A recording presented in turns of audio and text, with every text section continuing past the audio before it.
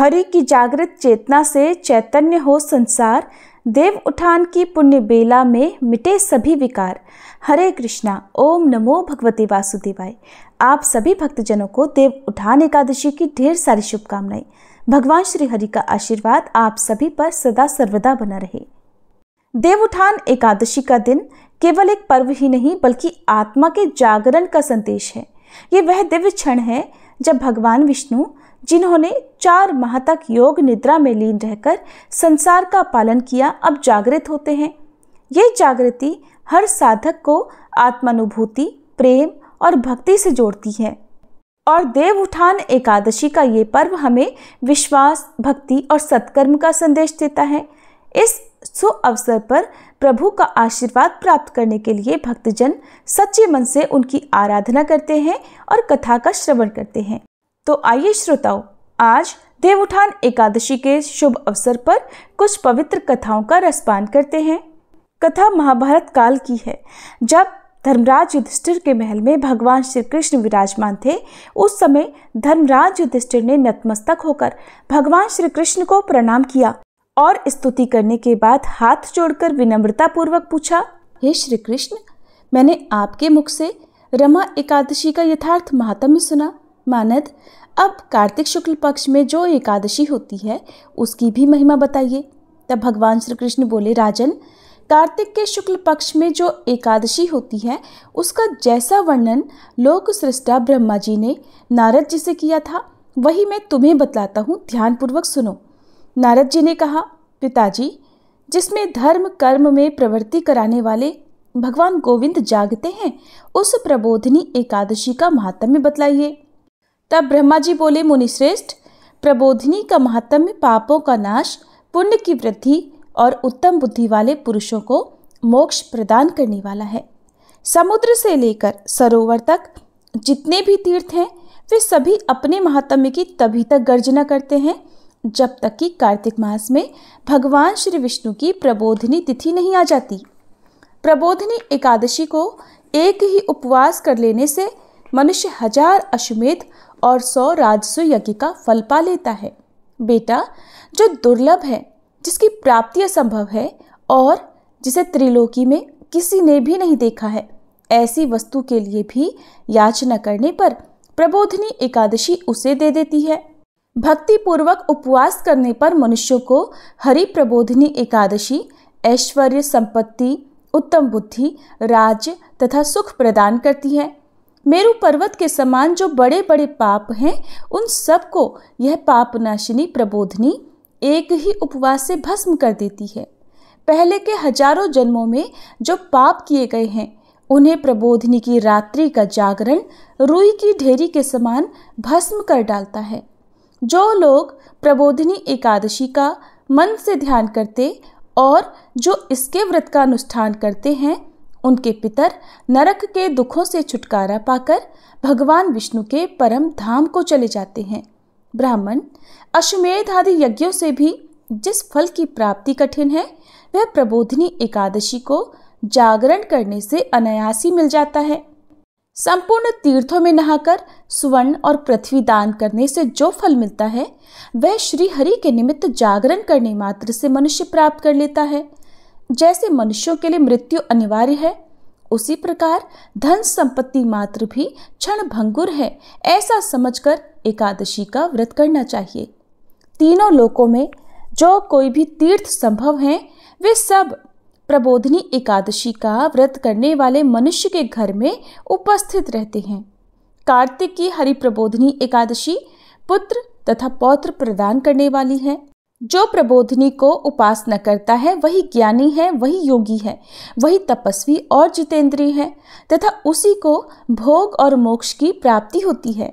बेटा, प्रबोधिनी एकादशी को भगवान विष्णु के उद्देश्य से मनुष्य जो स्नान, दान, जप और होम करता है, वह सब अक्षय होता है। जो मनुष्य उस तिथि को उपवास करके भगवान माधव की भक्ति पूर्वक पूजा करते हैं, वे 100 जन्मों के पापों से छुटकारा पा जाते हैं। इस व्रत के द्वारा देवेश्वर जनार्दन को संतुष्ट करके मनुष्य संपूर्ण दिशाओं को अपने तेज से प्रकाशित करता हुआ श्री हरि के वैकुंठ धाम को जाता है। प्रबोधिनी को पूजित होने पर भगवान गोविंद मनुष्यों के बचपन, जवानी और बुढ़ापे में किए हुए 100 जन्मों के पापों को, चाहे वे अधिक हो या कम, धो डालते हैं। अतः सर्वथा प्रयत्न करके संपूर्ण मनोवांछित फलों को देने वाले देवाधिदेव जनार्दन की उपासना करनी चाहिए। बेटा नारद, जो भगवान विष्णु के भजन में तत्पर होकर कार्तिक में पराये अन्न का त्याग करता है, वह चांद्रायण व्रत का फल पाता है।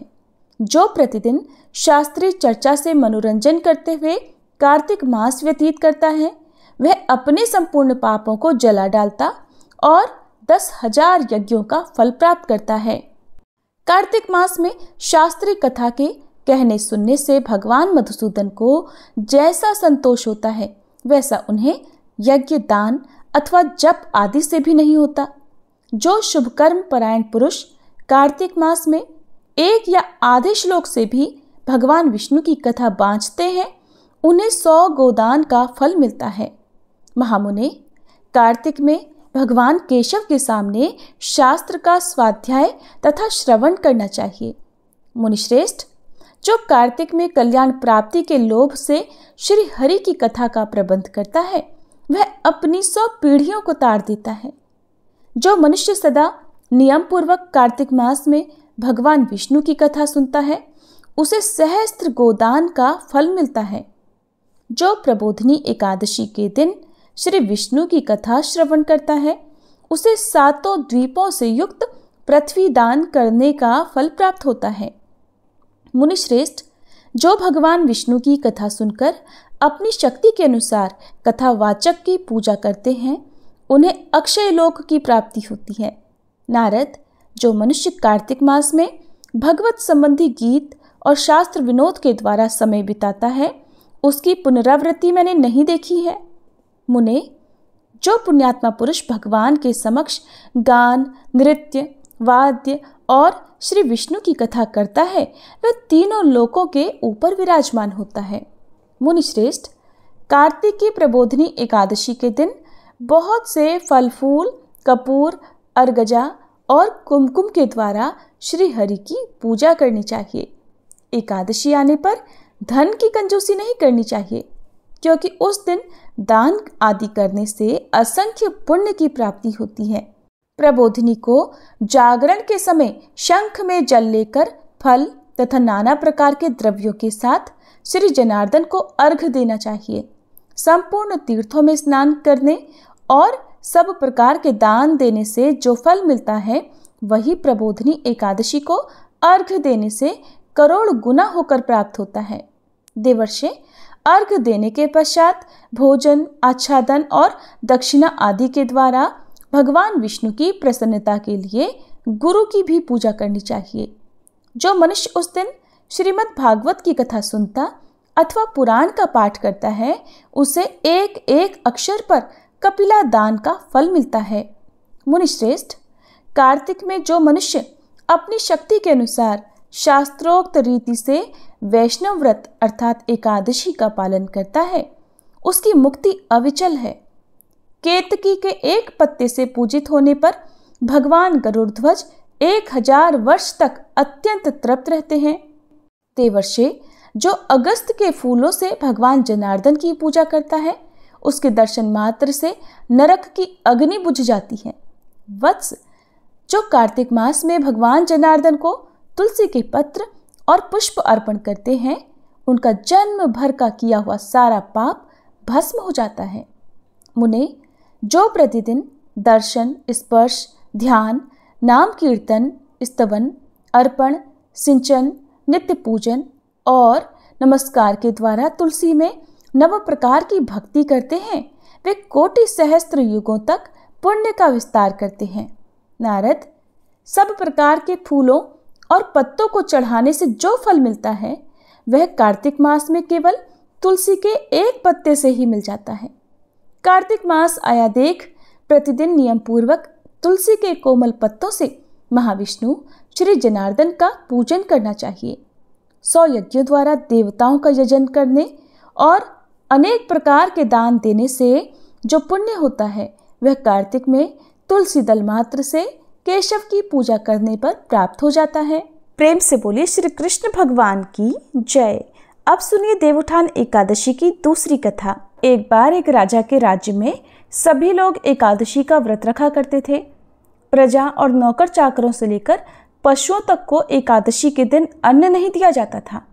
एक दिन किसी दूसरे राज्य का एक व्यक्ति राजा के पास आकर बोला, महाराज कृपा करके मुझे नौकरी पर रख लीजिए। तब राजा ने उसके सामने एक शर्त रखी कि ठीक है, तुम्हें नौकरी पर रख लेते हैं, किंतु रोज तो तुम्हें खाने को सब कुछ मिला करेगा, परंतु एकादशी के दिन अन्न नहीं मिलेगा। उस व्यक्ति ने उस समय तो हाँ कर ली, परंतु एकादशी आने पर जब उसे फलाहार की सामग्री दी गई तब तो वह राजा के सामने जाकर गिड़गिड़ाने लगा, महाराज इससे तो मेरा पेट नहीं भरेगा, मैं तो भूखा ही मर जाऊंगा, कृपया मुझे अन्न दे दीजिए। राजा ने उसे शर्त की बात याद दिलाई, किंतु वह व्यक्ति मारे भूख के अन्न छोड़ने को तैयार ही नहीं हुआ। तब राजा ने उसे आटा, दाल, चावल आदि दे दिए। अब वह नित्य की तरह नदी पर पहुंचा और स्नान कर भोजन पकाने लगा। जब भोजन पक गया तब वह भगवान को बुलाने लगा, आइए प्रभु भोजन तैयार है। उसके बुलाने पर तुरंत ही पीताम्बर धारण किए भगवान चतुर्भुज रूप में आ पहुंचे और प्रेम से उसके साथ भोजन करने लगे।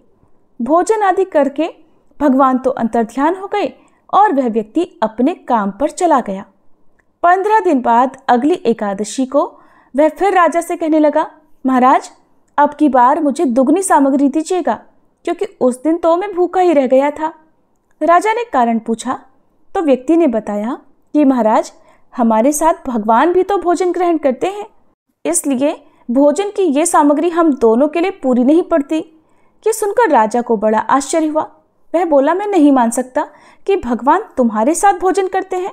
अरे मैं तो इतने व्रत रखता हूँ, पूजा करता हूँ, दान करता हूँ, पर भगवान ने तो मुझे कभी दर्शन नहीं दिए। राजा की बात सुनकर वह बोला, महाराज यदि विश्वास न हो तो साथ चलकर देख लीजिए। फिर तो राजा एक पेड़ के पीछे छुपकर बैठ गया। उस व्यक्ति ने भोजन पकाया और भगवान को शाम तक पुकारता रहा, परंतु भगवान नहीं आए। आखिरकार उस व्यक्ति ने कहा, हे प्रभु यदि आज आप नहीं आए तो मैं इस नदी में कूदकर अपने प्राण त्याग दूंगा।